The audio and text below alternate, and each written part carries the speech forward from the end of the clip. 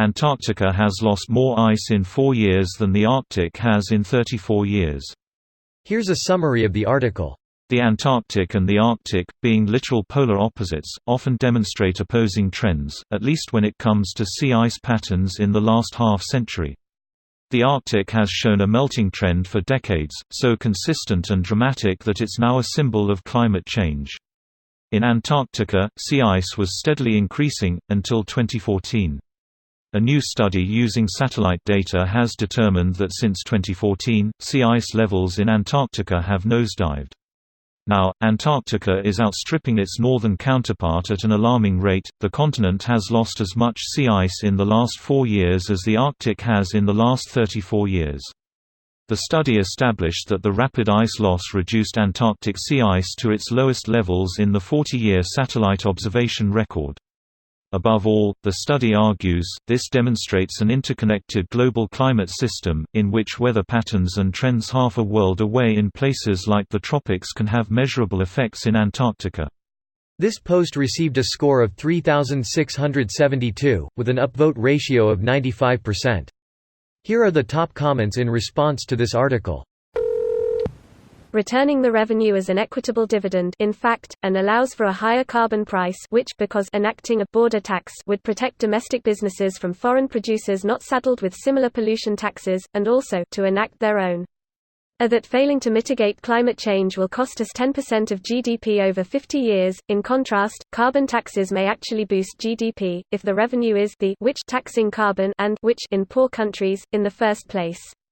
The U.S., according to most of the $5.2 trillion in subsidies for fossil fuels come from not taxing carbon as we should. There is general agreement among economists on carbon taxes whether you consider or it is literally Econ 101 the idea.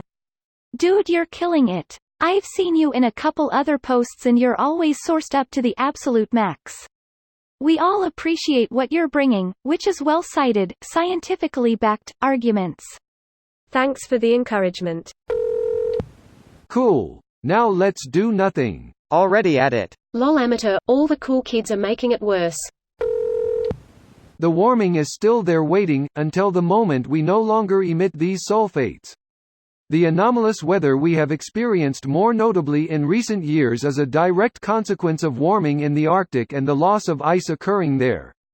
The Arctic warms greater than in permafrost. Microbes in the sediment of the permafrost and beneath the ice become excited, knocking the methane free. Greater than the Arctic warms even more. Greater than rinse and repeat. In our atmosphere, there are roughly 4 gigatons of methane. In the eastern Siberian Arctic shelf alone, there are 1,500 gt.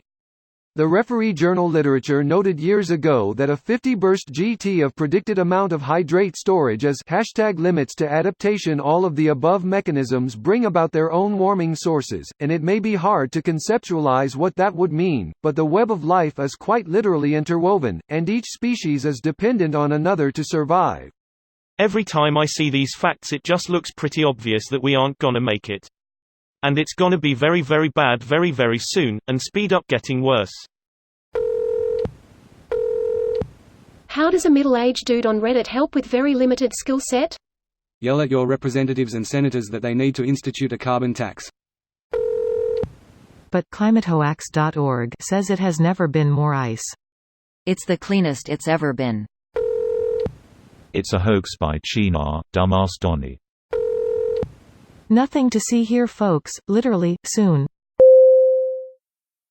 This video was automatically created by Reddit to speech.